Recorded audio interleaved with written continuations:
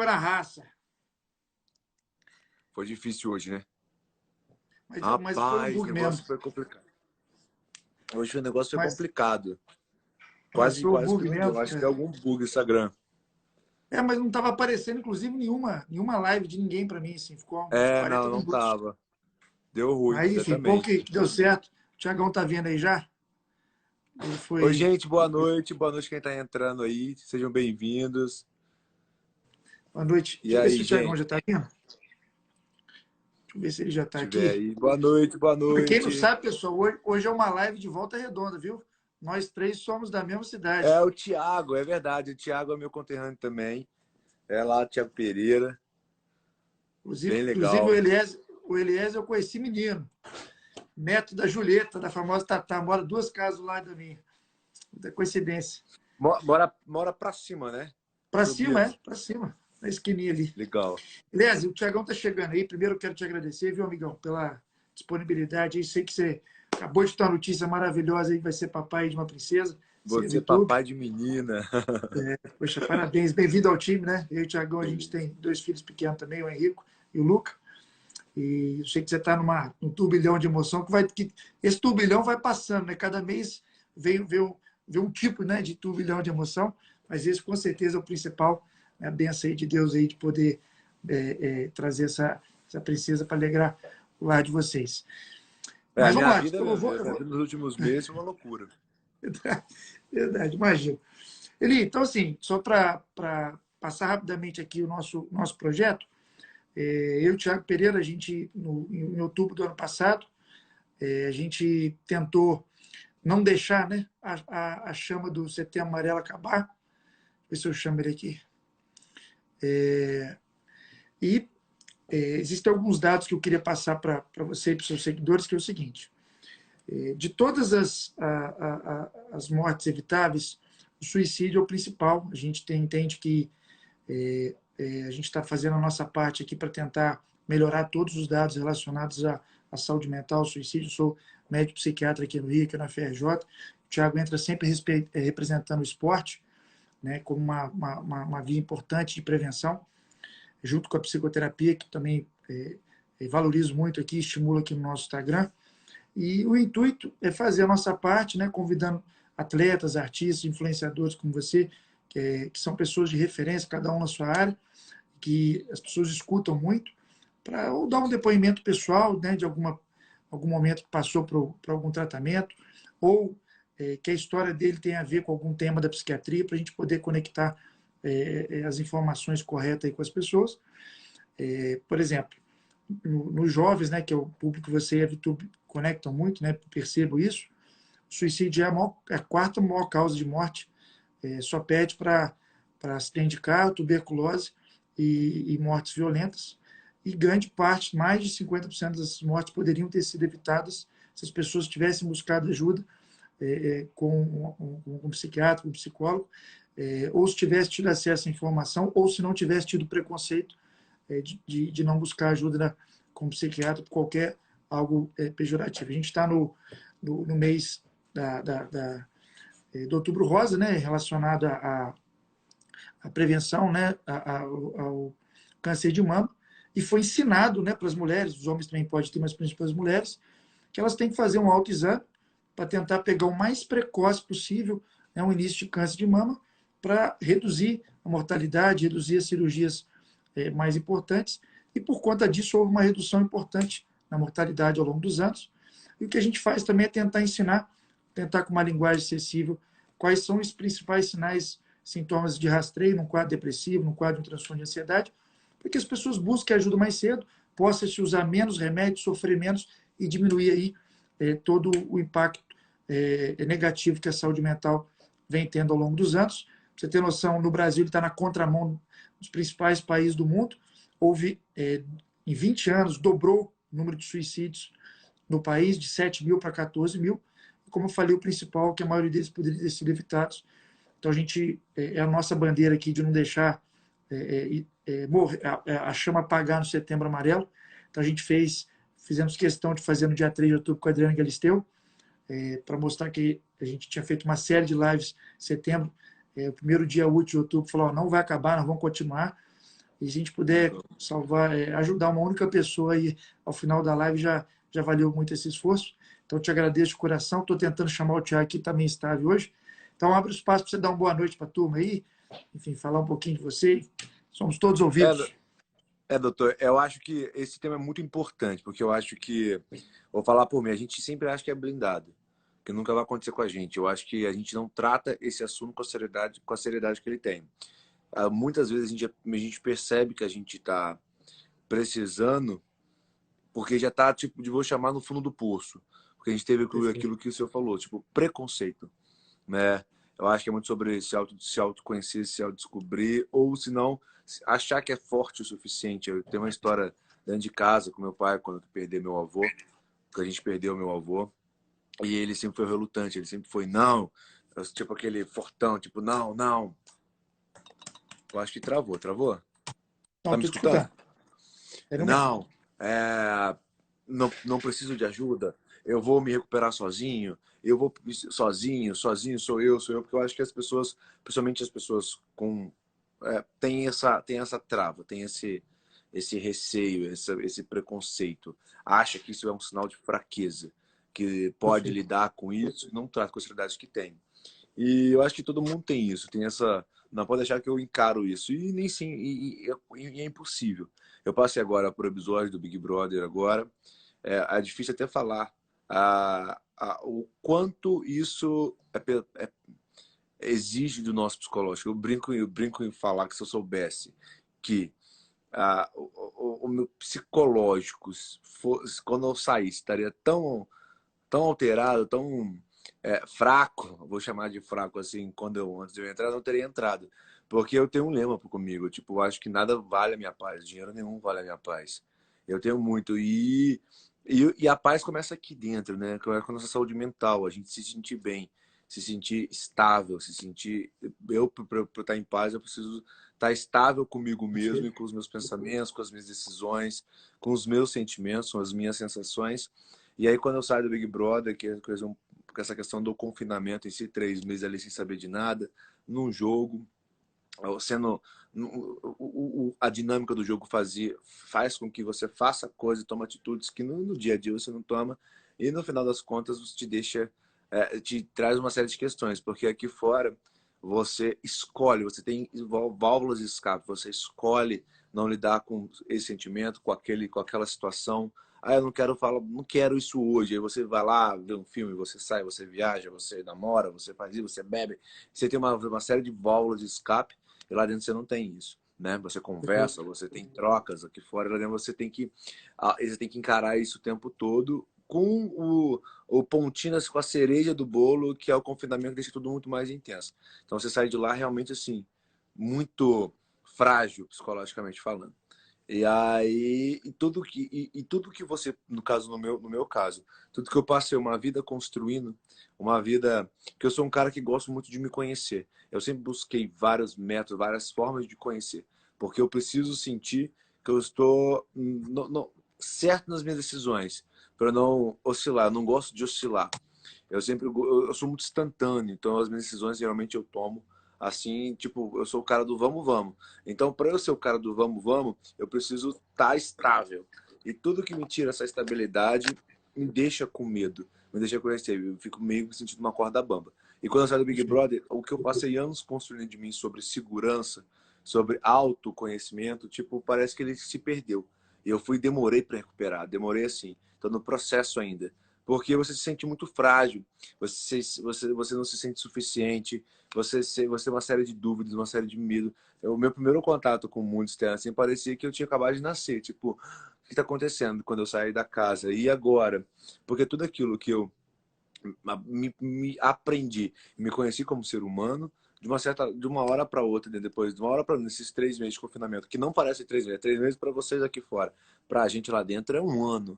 Já tinha, tipo assim, eu me olhava para dentro e falei, cara, eu era tão seguro de mim, eu gostava tanto de mim. Eu acho que essa palavra também é muito forte, gostar de você. Às vezes a gente acha que gostar da gente é fraco, tipo, vai lá, essas pessoas falam sobre gostar de si próprio. Não, gostar da gente é a principal acho o nosso principal sentimento. A gente precisa gostar da gente para a gente começar a se conhecer, a se permitir algumas coisas, a se tratar, a procurar ajuda, porque tudo isso faz parte de gostar de você. Quando você gosta de você, você quer estar bem, você procura estar bem o tempo todo. E aí, quando eu Perfeito. saí, eu fiquei nessa. Eu falei, e agora? Eu, sabe, meio que você se perde dentro de você mesmo. E aí não foi a primeira vez que eu vi a necessidade de procurar uma ajuda, de falar, nossa, porque é muito forte o nosso pensamento. Eu acredito na força do pensamento. Então, eu acredito que se eu penso positivo, eu atraio coisas positivas, eu fico positivo. É como se fosse energia, eu acredito muito em energia. E se eu penso negativo, se eu estou negativo, você pode ver, eu tenho a sensação que vem uma avalanche de coisas negativas. Quando eu faço uma coisa negativa, meu pensamento fica negativo, vem uma avalanche de coisas negativas na minha vida e vai atrapalhando, vai derrubando tudo. Então eu sempre gosto de estar de forma positiva. Eu gosto de estar, sabe, bem comigo mesmo para esse tipo de coisa não acontecer. Perfeito. Tem um termo, aliás, que chama transtorno de adaptação, né? Os seus seguidores, talvez só para se conectar com os nomes, a psiquiatria ela tem uma especialidade um pouquinho diferente das outras, vou explicar por quê. E eu sempre vou da teoria, aliás, que é preferível falar o simples do que não falar nada por ser algo complexo, né? Então a gente tenta aqui fazer o possível para transmitir essa literatura complexa em algo mais fácil, mais didático. Então, uma maneira que talvez fique palpável, como é que a gente separa uma avaliação médica inicial aqui na psiquiatria? Qualquer paciente, né, que busca ajuda na primeira consulta, a gente separa em 3 pilarezinhos. Pilar número 1, aliás, problemas que a gente tem passado no nosso dia a dia. Parte pessoal, profissional, familiar. Pilar número 2, características da nossa personalidade. Quando a gente fala como, sempre fui assim, sou assim desde sempre. Todos nós temos características boas e que podem ser melhoradas. E o terceiro pilarzinho seria os sintomas, que são sensações que eu nunca tive, começaram a aparecer ao longo do tempo, de forma desagradável, mas que sozinho eu não controlo. Por exemplo, insônia. Quando a pessoa, aliás, começa a ter essa sensação de insônia, ela nunca teve, isso não é um problema, porque ela pede para o sono vir, o sono não vem. Não é uma característica dela, porque ela não tem isso desde sempre. Então seria um sintoma, né? Problemas que a gente passa no nosso dia a dia, características da nossa personalidade, que são fatores disso para a gente ter sintomas. O único remédio, aliás, terapia com psicólogo. Remédio só consegue ajudar se tiver indicação nos sintomas, que seria a parte médica dessa divisãozinha. Como falei, não é uma mera divisão didática, porque a vida não é matematicamente separar tudo isso que acontece ao mesmo tempo, e não é por ser obrigação do médico ter que focar na parte médica, que ele não vai deixar de falar de qualquer um desses pilares, é só para ficar didático. O outro conceito é que a nossa área é única dentro da medicina, aliás, que quando a gente tem uma patologia médica, diferente da cardiologia, da ortopedia, a gente não chama de doença como nas outras áreas. Nossa área a gente chama de transtorno. Que o nome feio, esquisito, de mau gosto, podia chamar caneta, apenas o nome. Ninguém deu esse nome lá atrás. A diferença é simples. Para chamar de doença, amigão, eu tenho que necessariamente conhecer o fator causal. Por exemplo, uma pessoa começa a ter tosse, né? Está tossindo. Na divisãozinha, tosse não é um problema, porque ela pede para tosse parar, ela não para. Não é uma característica da personalidade dela, porque ela não vem com essa tosse desde sempre. Então, a tosse, assim como a insônia, é um sintoma, ou seja, ele não tinha a sensação, apareceu recentemente, desagradável, mas ele não controla.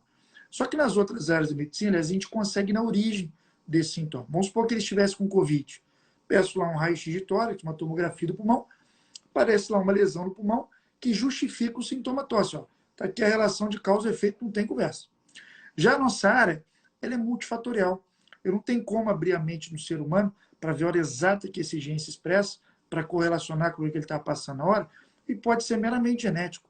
Estou no melhor momento da minha vida, herdei um gene, passei por de um familiar meu, passei por uma situação pontual de estresse, ele se expressou e, por exemplo, começa a apresentar sintomas depressivos do humor. Triste na maior parte do dia, alterando meu sono, meu apetite. Vou no meu médico e ele pergunta assim, mas aí, você tem tido muitos problemas, você está com esses sintomas depressivos? Doutor, pelo contrário, está tudo bem na minha vida, não sei porque eu estou com esse sintoma. Por exemplo, pode ser algo genético. Que culpa a pessoa tem nisso, aliás? Zero. Da onde tiraram que tem a ver com ser fraco, ser forte, algo pejorativo, se você não controla onde aparece, por exemplo, um gene de uma doença? Tem relação. Tanta gente deixa de buscar ajuda por conta dessas más informações lá de trás. Então, por esse fator que a gente não chama de doença, por não conhecer a causa, é multifatorial, e por esse fator, diferente das outras áreas, não tem o exame. e como é que eu vou ter o exame para buscar a causa que eu desconheço, né? Já que ela é multifatorial. Só que o diagnóstico clínico ele é muito bem definido. O índice de confiabilidade em qualquer diagnóstico na psiquiatria gira em torno de 90%. 9 em cada 10 no mundo vão apresentar os sintomas da mesma maneira. Mas esse é um conceito que a gente tenta simplificar, lógico que não é tão simples assim, mas para ficar didático. Onde eu quero chegar com isso? De tudo isso aqui, a gente tem algumas exceções. Por exemplo, a gente tem pessoas que têm doenças clínicas, por exemplo, alteração tireoide, que dão sintomas muito parecidos com o quadro depressivo.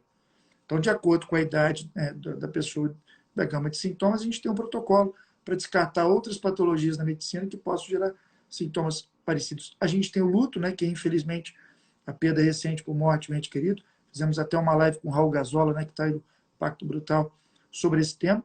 E a gente tem um tema que eu queria dividir com você, que eu imagino, né, pode ser que eu esteja errado, que tenha a ver com a sua história, que chama-se transtorno de adaptação. Como é isso?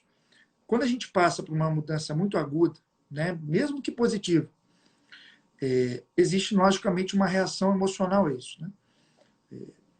Por exemplo, se uma pessoa 6 dias atrás ele não tinha nenhum sintoma e há 5 dias atrás, infelizmente, ele foi demitido, tem 2 filhos para criar, como é que ele vai chegar aqui? Ele é desesperado, dormindo mal, sem comer, mas ele não tem uma doença, né? Porque há 6 dias atrás ele não tinha nada. Então isso a gente chama de adaptação. Quando tem uma mudança aguda, em até 3 meses dessa mudança aguda, onde fique claro uma demarcação desse evento para os sintomas terem aparecido. Antes desse evento eu não tinha os sintomas, e na psiquiatria não é assim, os sintomas vão aparecendo devagarzinho, né, de forma insidiosa, mas pode ser para o lado bom também. Quantas vezes o paciente senta aqui no consultório e fala assim, ó, poxa, 6 dias atrás eu não tinha nada, estava bem. 5 dias atrás eu fui promovido de gerente para diretor da minha empresa, e, poxa, uma coisa que eu sempre quis, e desde então estou dormindo mal, estou tendo crise de ansiedade, né, enfim, com sintomas parecidos com o quadro de um transtorno de pânico, por exemplo, mas não é porque está ligado ao evento atípico, demarcado, onde os sintomas começaram dali em diante. E o tratamento medicamentoso é diferente, a conduta é diferente. Você sentiu, Elias, agora uma pergunta já indo para esse, que essas reações que você teve nesse período curto, né, vamos botar aí de janeiro para cá, nós estamos em setembro, foram reações muito diferentes das que você costumava ter lá atrás, em problemas do dia a dia que você passou, ou não? Você entende que seu corpo reagiu de uma forma parecida? Como é que você vê essa Não, reação? eu acho que foi totalmente diferente. Estava até conversando com o meu sócio hoje, que agora eu passei por um episódio que seria de muita ansiedade sobre a gravidez, primeira viagem, saber o sexo, a menina. E aí eu lembro, eu consigo fazer até um comparativo, porque na época do Big Brother, quem assistiu o Big Brother me viu muito ansioso lá dentro. Chegava perto do paredão, eu ficava com medo, eu tinha muita ansiedade, eu tive uma série de problemas no corpo, eu tive herpes por conta da ansiedade, eu tive uma inflamação aqui por conta da ansiedade, meu cabelo caiu por conta da ansiedade. Então eu ficava tudo muito ansioso.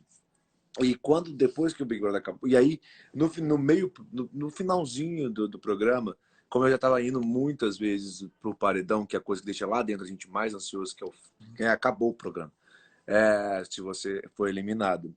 Eu tentar controlar a minha ansiedade para eu parar de sofrer lá dentro, porque já estava tudo muito pesado, então eu precisava controlar. E aí eu fui dentro do meu corpo com mecanismos. E aí é engraçado que hoje em dia, a ansiedade que eu tinha, que eu sempre tive na minha vida, parece que criou uma barreira. Tanto que eu tento me segurar, eu tento, cara, eu não posso ficar ansioso. Eu criei essa regra pro meu corpo. Não fica ansioso, não fica ansioso, não fica ansioso, não fica ansioso. Eu não me deixo mais ficar ansioso com medo de sentir o que eu sentia dentro da casa, porque eu ficava muito ansioso e isso me trazia uma série de problemas dentro da casa. Tipo, eu ficava triste, eu ficava mal, uma série de coisas. E hoje em dia eu tento segurar.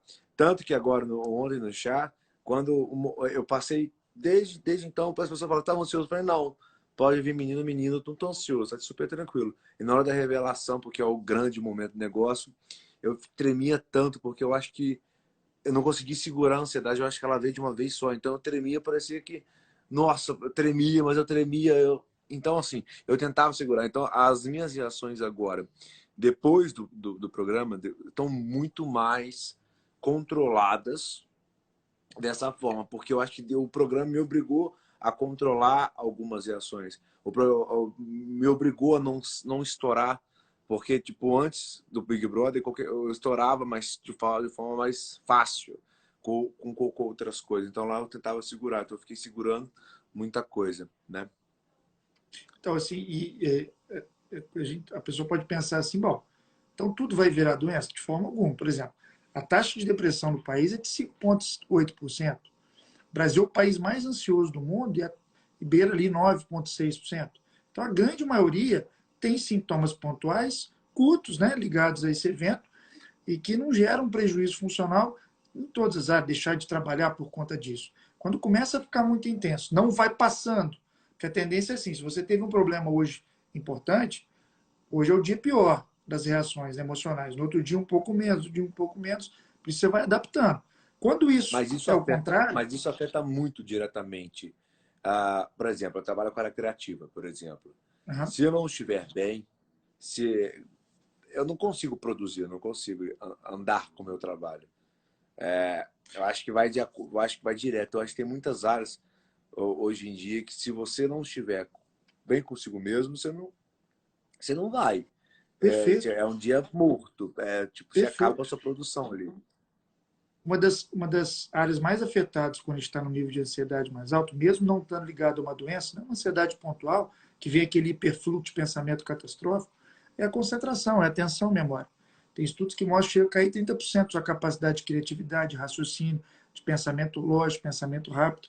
Então, é inversamente proporcional. Só que isso é pontual. Aquele dia teve dar aquele frio na barriga, que são sensações físicas, né? Isso não se perdura. Né? Ou perdura mais alguns dias, depois já vem um outro problema na sua mente. Quando a gente fala desse transtorno de adaptação, é diferente um pouco. Isso acontece em torno de 8% das pessoas. Não vai passando, mesmo problema aqui. Aí você fala assim, eu já sei, então é só resolver esse problema que as coisas voltam ao normal. Se for um transtorno de adaptação, sim. Se for um transtorno de ansiedade generalizada, onde a patologia já tem vida própria, vamos colocar assim, lembrando que ela pode acontecer mesmo no momento melhor da sua vida, ter dado um gene e começar a apresentar os sintomas, você resolve aquele problema, mas os sintomas continuam. Diminui, logicamente, né? Porque, enfim, era um problema a mais, mas ele não zera, ele não volta, você não volta ao seu nível de funcionabilidade anterior. Outra pergunta importante, Elias, nesse período você chegou a buscar alguma ajuda psicoterápica, atividade física, ou seja, você tentou acrescentar, eu sei que deve estar com muito compromisso aí depois que você saiu aí da... Você tenta lidar com alguma ajuda de alguma maneira em relação a essas sensações de adaptação que você vem enfrentando de janeiro para cá? Dentro do programa a gente tinha uma psicóloga que ia com uma frequência na casa. A gente tinha uma consulta ali que segurava ali um pouco as suas Entendi. emoções, você estava colocado no lugar, algumas coisas.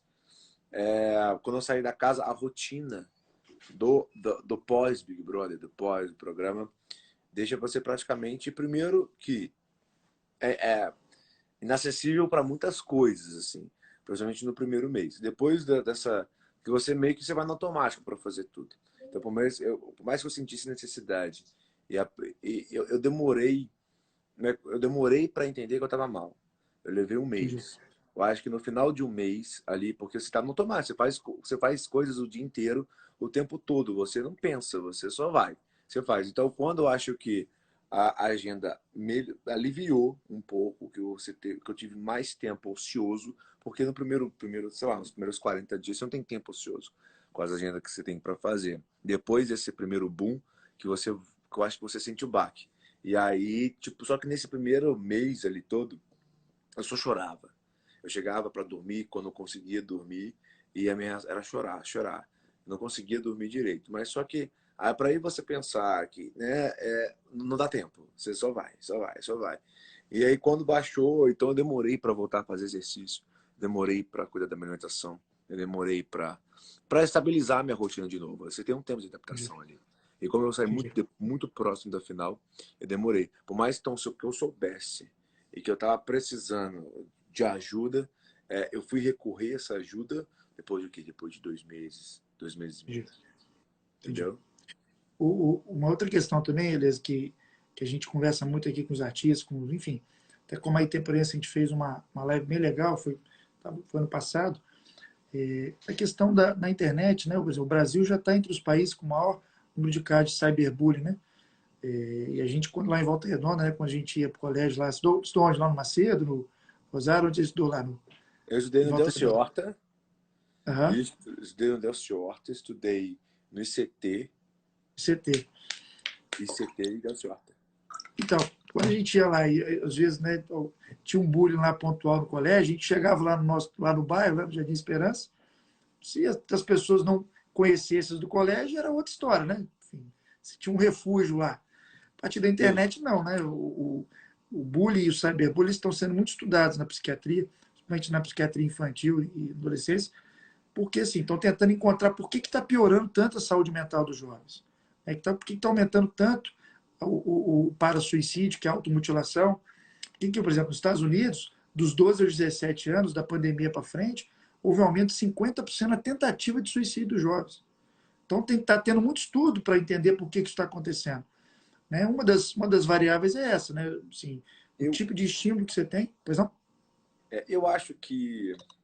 Eu vou fazer um comparativo agora. Eu acho Aham, que a vida na internet, além de muitas vezes ser uma grande mentira, porque você imagina que se você admira uma pessoa, você assiste essa pessoa todos os dias por aqui, pelas redes, pelos sites, enfim.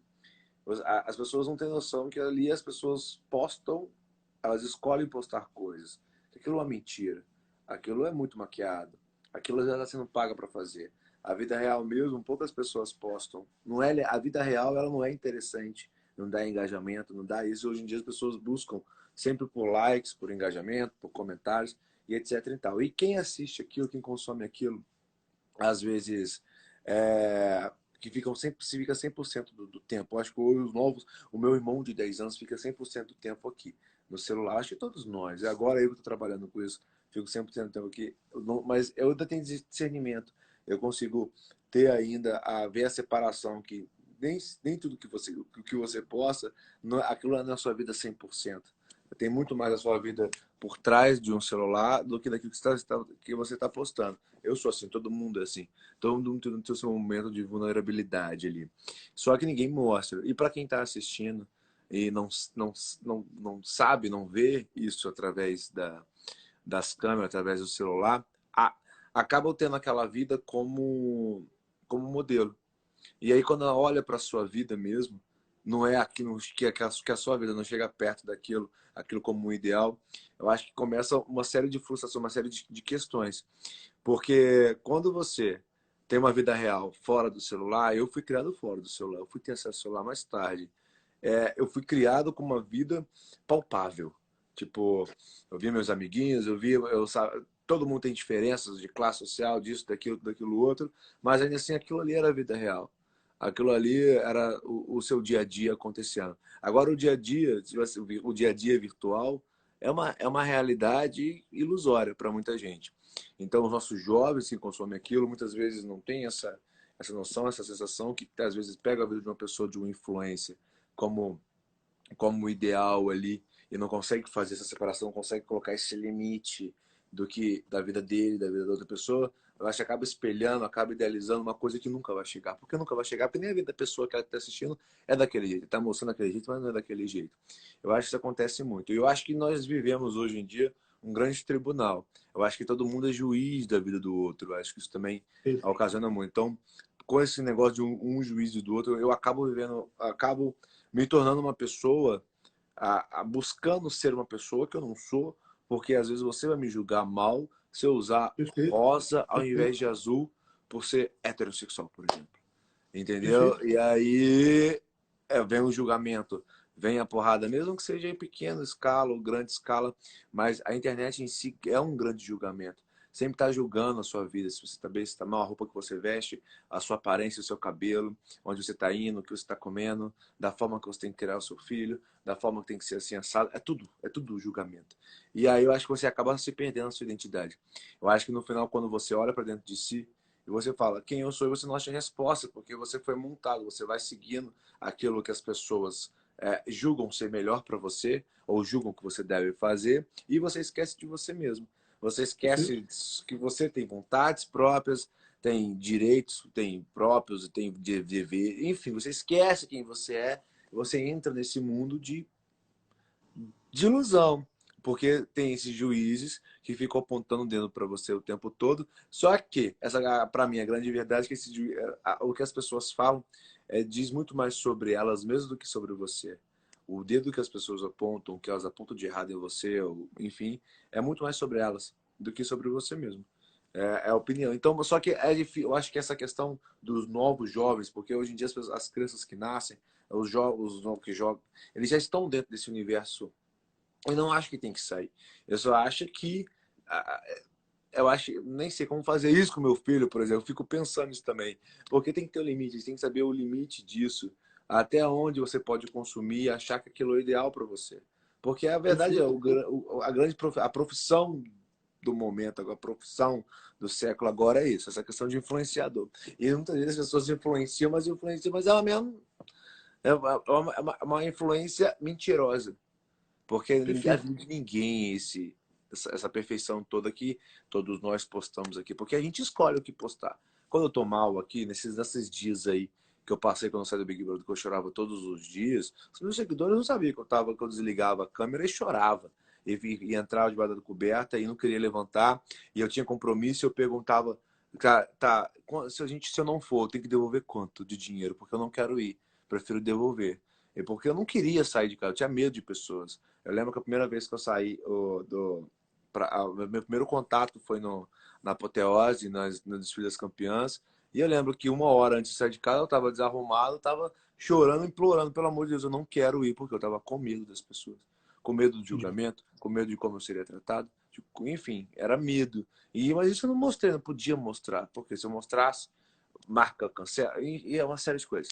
Então, assim, a grande verdade é essa que é por trás aqui de um celular, existem seres humanos, existem vidas normais, vidas que desde que vidas e vidas há séculos, há milênios, é uma vida normal. Só que as pessoas mascaram, colocam essa capa em cima dessas vidas para Perfeito. vender coisas que uma vida perfeita que não existe. Perfeito. O Thiago, me pena que ele não está aqui, estou tentando chamar ele, mas enfim, hoje está meio bugado. Ele vai te mandar um oi depois. O Thiago fala uma coisa assim que, quando eu escutei, é muito chocante, né? Ele começou cedo lá em Volta Redonda, né, Elias? Acho que você era Sim. mais novo, mas ele despontou rápido. Ele fala uma coisa assim que é muito interessante. Ele fala assim, poxa, imagina você ser o quarto melhor engenheiro do mundo, quarto maior design do mundo. Onde você fosse, você é uma pessoa, pessoas iam querer falar com você, te parabenizar, saber do seu trabalho. Ele colocou aqui nas duas primeiras Olimpíadas, ele ficou em quarto nas duas, né? Então, assim, é um motivo que para todas as profissões seriam de muito valor. Quando ele chegou no Brasil, qual que era a mídia colocando? Thiago decepciona e fica em quarto. Então, ou seja, isso deixava ele teve que buscar um apoio, contou já algumas vezes aqui para É gente, sempre assim. buscar um apoio psicológico. Até É, porque esse é o tipo de notícia que vende, né? A mídia é assim. A notícia boa não vende, não dá clique, não dá engajamento. Essa é a questão. Então, pois é, infelizmente, a gente vive uma realidade que o que funciona, o que vende, é esse tipo de manchete, esse tipo de título. Porque se for um título bom, não tem clique, não entra. Eu acho que a sociedade tá doente, vou chamar de tá nesse nível. Eu acho que elas só querem consumir coisas ruins. Você vê a fofoca dos famosos ali, se sai uma coisa boa, ninguém interage ou fica feliz pela coisa boa. As pessoas querem consumir, querem falar mal, querem consumir as coisas ruins. E eu acho que as páginas, as mídias, os veículos incentivam isso cada vez mais. Porque é legal, porque para eles é legal. O ruim é legal, falar mal é legal, porque é isso que vende, que funciona. E, infelizmente, eu acho que não é só desde agora, né? Na vida real mesmo é desde, sei lá, de quando o mundo é mundo, isso aí é o que roda, é o que gira. E eu tô aprendendo isso agora, na pele. Porque tem tanta coisa que a gente faz. É legal, tanta coisa que a gente. Mas só o que sai é isso. Às vezes pega uma coisa legal, transforma uma coisa ruim, ou dá a entender que é uma coisa ruim. Entendeu? perfeito. Então, assim, por exemplo, estamos batendo aí quase 1.000 pessoas aí já ao vivo, então muita gente está assistindo, e muitos jovens, né, acredito eu. Que é a importância do feedback que você está dando? Né? Você está começando, né? Botar aí, menos de 6, 7 meses aí uma nova maneira, né, de lidar em relação à internet, até porque já trabalhava um pouco isso, mas hoje é totalmente diferente. Então, é conectar com esses que estão começando, que estão tentando fazer de tudo para conseguir uma maneira de ir para o lado do influência e pensando que só tem uma maneira de fazer, que indo pelo lado da polêmica, o lado às vezes negativo. Acho que você que está começando e está passando por isso, dá esses exemplos que você está dando, dá essa colocação em relação a essa obsessão por questões às vezes negativas. Até Maite Proença, a gente conversou sobre isso com ela também, ela falou assim, isso estava me incomodando tanto na época da pandemia, que eu resolvi escrever uma peça, o pior de mim. Ou seja, porque eu via as minhas colegas atrizes estavam me ligando, dizendo que estava mal, que estava preocupada de perder alguém, eu ia para a internet, estava tudo bem, como se nada tivesse acontecendo. Então, ela incomodou tanto, ela como também está te incomodando, né? Que ela escreveu uma peça, né? O Pior de Mim, que está em cartaz, para mostrar, não, olha só como é que eu sou no dia a dia, olha só a minha dificuldade. Porque você conecta com a pessoa e fala assim, ó, tá vendo? Não existe só esse mundo que você está imaginando, dos influenciadores, dos artistas, né? Então, assim, somando forças, assim, né? Cada um fazendo uma pontinha, como a gente está fazendo aqui, né, Elias? Que a gente vai, né, tentando melhorar todas essas informações, né? Esse é o objetivo. Bom, estamos chegando no final, amigão. A pena aí o Thiago não poder ter entrado, mas ele vai te mandar uma mensagem. Obrigado aí por você ter segurado aí esses 20 minutos aí, mais aí desse bug da internet. Parabéns aí né, por tudo que você está conquistando, pela maneira leve que você tenta passar tudo isso. Orgulho lá para Volta Obrigado Redonda, pelo né, nossa convite. cidade. Sim. Obrigado pelo convite. Para... Eu acho que é um tema Uhum. super importante ser discutido. Eu acho que somente essa questão agora, essa nova realidade virtual para os jovens, para os adultos, para as crianças também que têm acesso a isso agora de forma livre, às vezes até fora do controle dos pais, porque imagina que os pais dessas crianças novas talvez nem saibam como é que funciona, porque é novo para eles Perfeito, também. Então, perfeito. como é que esses pais dessas novas crianças que não sabem como isso funciona conseguem orientar, conseguem entender o que está acontecendo por trás se eles não têm contato com aquilo? Tem muito isso Perfeito. também. Minha mãe não sabe mexer, minha mãe está aprendendo a mexer agora. E se ela tivesse um filho que acabou de nascer, sabe? Então isso também, isso eu fico pensando. Então é muito importante a gente trazer esse assunto, conversar com várias pessoas para que isso chegue a cada vez mais Perfeito. a mais pessoas, etc e tal, porque é um assunto realmente delicado, é um assunto realmente importante, é um assunto que muda a vida de muita gente, é um assunto que transforma muita gente no sentido de, eu acho, no sentido disso, de às vezes entrar numa ilusão.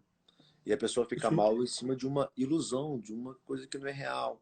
Então, Eu e aí conheço fazendo uma muito. conexão, fazer a conexão com a psiquiatria, ela pensando dessa maneira, né? Que só tem, ou ela começa a agir de uma maneira que ela não é, ou ela não vai conseguir ter likes, ou algo desse tipo. Exatamente. É um fator de risco, Ela se né? começa a se boicotar, porque ela acha que ela não é boa o suficiente. Ou ela acha que fulano de tal, ciclano, beltrano, são melhores do que ela. E isso não é verdade, né? É, E, então eu acho que isso que traz bastante esse assunto. Por isso eu acho que esse assunto é bem importante. E pois é, obrigado, então, foi um por prazer exemplo, estar aqui. que é isso, o prazer é nosso. Então, assim, só para finalizar, então vira um fator de risco, por exemplo, para um quadro depressivo, não busca ajuda por falta de informação, por falta de preconceito, cai, infelizmente, na estatística progressiva de aumento por morte e suicídio, que poderia ter sido evitado. Né? Então, enfim, Sim. tudo isso a gente vai lá e sempre no intuito de melhorar a informação, combater o preconceito. E mais uma vez, eu te agradeço aí pela generosidade. Parabéns mais uma vez para você e para a Vitube aí pela princesa que está Muito chegando. obrigado. E vamos ver Muito se a obrigado, gente doutor. precisar de qualquer coisa de saúde mental, conta com a gente aí. A gente está aí à disposição para somar Sempre força. precisa, é sempre importante. Eu acho que todo mundo sempre tem que estar precisando disso. Saúde É, mental é o que coordena todo verdade. o corpo, coordena a vida. Né? Se você não estiver Exatamente. mentalmente bem, você não consegue estar fisicamente bem, você não consegue estar nada bem, né, na vida. Perfeito, Essa é a verdade. Se sua mente não estiver perfeito. boa, seu corpo não anda, enfim, não tem academia que resolva, não tem Verdade. nada, não tem trabalho que resolva, não tem nada. Então é isso. Pessoal, boa noite. Obrigado aí pela audiência de todo mundo, viu? E a luta Obrigado, continua, gente. né? O Thiagão vai mandar um abraço aí para vocês. Tudo de bom, Falou, pessoal. Uma boa abraço. noite aí. Abraço. Tchau. Tchau.